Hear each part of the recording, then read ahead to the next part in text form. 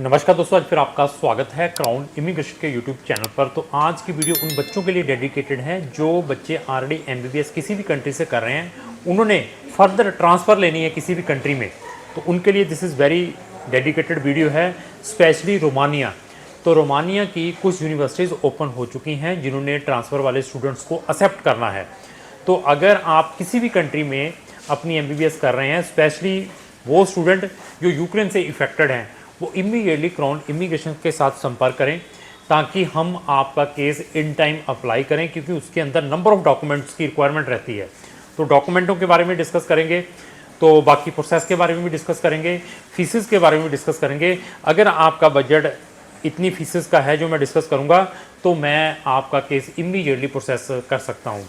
तो वो भी बच्चे हमें संपर्क कर लें जो पिछले 1 साल से हमारे साथ जुड़े हुए हैं। कुछ बच्चों ने ऑलरेडी हमारे साथ रजिस्ट्रेशन करवाई हुई है ट्रांसफ़र के लिए, तो लेकिन अभी उनके पोर्टल ओपन हो चुके हैं, तो अभी वो इमीडिएटली अपने कंसर्न डीलिंग हैंड को कांटेक्ट कर लें, जहाँ मुझे जो मेरा नंबर व्हाट्सअप का चल रहा है वहाँ पर भी मैसेज दे सकते हैं, ताकि हम उनके इमीडिएटली केस प्रोसेस कर लें, क्योंकि इनके येस्टरडे ही पोर्टल ओपन हुए हैं और नीट का संडे को एग्ज़ाम है।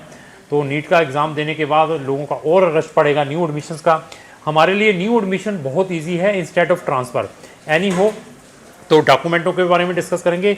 इसको स्टार्ट करने से पहले मैं ये भी बता दूं, तो हमारे पास जो ट्रांसफ़र के ऑप्शन है सर्बिया, मोल्डोवा और रोमानिया, दीज 3 कंट्रीज़ में है। तो जो रोमानिया है वो फुल फ्लेज मेंबर है यूरोपियन यूनियन का, उसमें बहुत बेनिफिट्स हैं।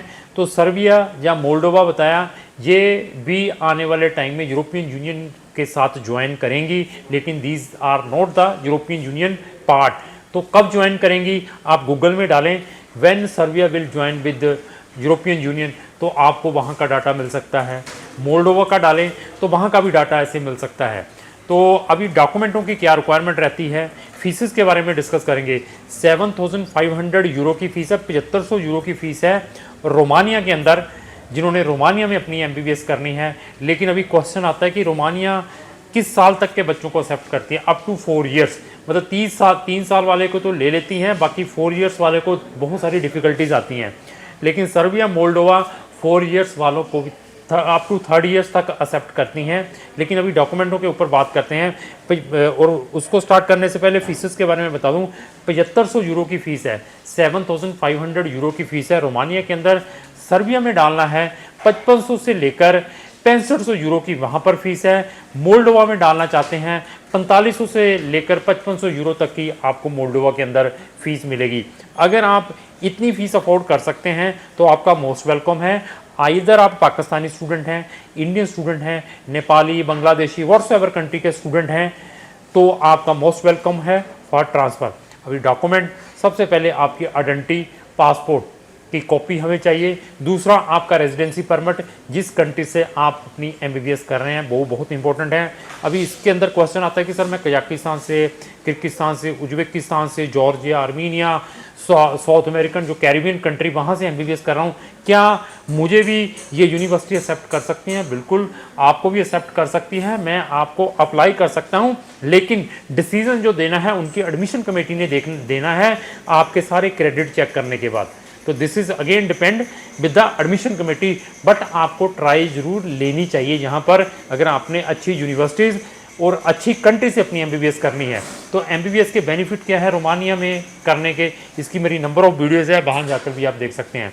पासपोर्ट, आपकी रेजिडेंसी परमिट जिस कंट्री में आप हैं, 10th-12th के डॉक्यूमेंट, आपके मैट्रिक के भी और आपके सीनियर सेकेंडरी के भी, ये तो डॉक्यूमेंट हो गए 4।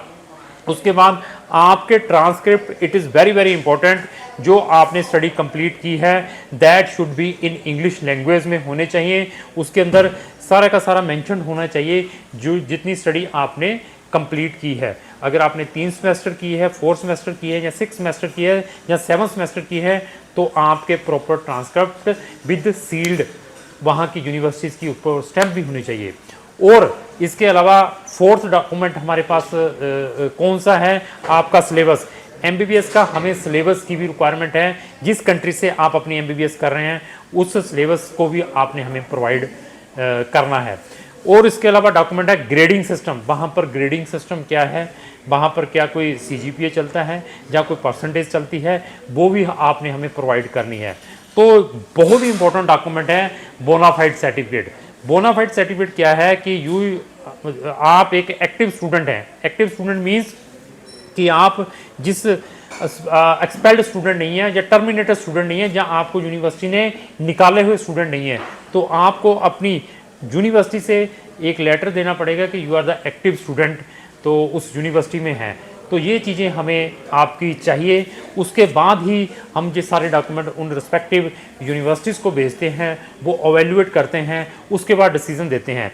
इसके अलावा जो एडिशनल डॉक्यूमेंट है आपका MOI मीडियम ऑफ इंस्ट्रक्शंस, कि आपकी जो MBBS है, जहाँ आपकी स्कूलिंग है, कौन से मीडियम में रही है, जहाँ आपके पास IELTS है, आप वो भी प्रोवाइड कर सकते हैं। जिस कंट्री से आप अपनी MBBS कर रहे हैं, अगर आपने उस कंट्री से कोई लैंग्वेज सीखी है, उसका कोई आपके पास प्रोफिशिएंसी सर्टिफिकेट है, तो वो भी हमें प्रोवाइड करें। हमें ये आपके सारे डॉक्यूमेंटों की रिक्वायरमेंट है। तो आपके सारे जब डॉक्यूमेंट हमारे पास आ जाते हैं, इनको हम रिस्पेक्टिव यूनिवर्सिटीज़ के पास भेजते हैं। तो कुछ यूनिवर्सिटीज़ आपका डेट ऑफ बर्थ सर्टिफिकेट भी मांगती हैं, कुछ यूनिवर्सिटी में आपकी पुलिस क्लियरेंस सर्टिफिकेट की रिक्वायरमेंट रहती है, कुछ यूनिवर्सिटी में आपका मेडिकल की भी रिक्वायरमेंट रहती है।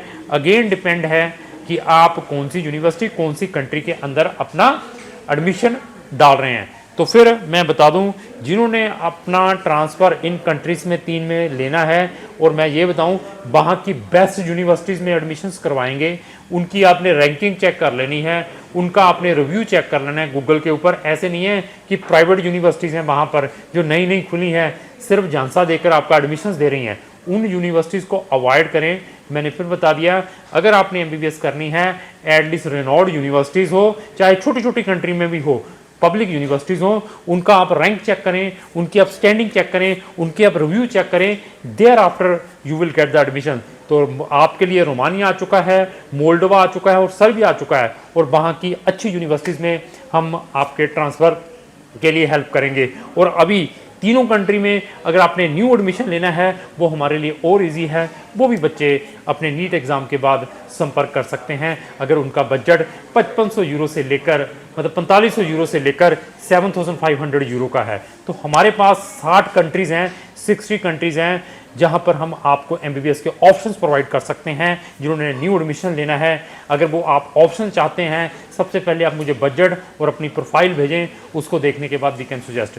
तो क्राउन इमिग्रेशन के चैनल के ऊपर इस की नंबर ऑफ वीडियोज़, अगर उनको भी देखना चाहते हो तो हमारे चैनल को ब्राउज करके देख सकते हैं। लास्ट में मेरी यही रिक्वेस्ट है, अगर आपको जो मेरी वीडियो अच्छी लगी, इसको लाइक एंड शेयर करना ना भूलें। Thank you.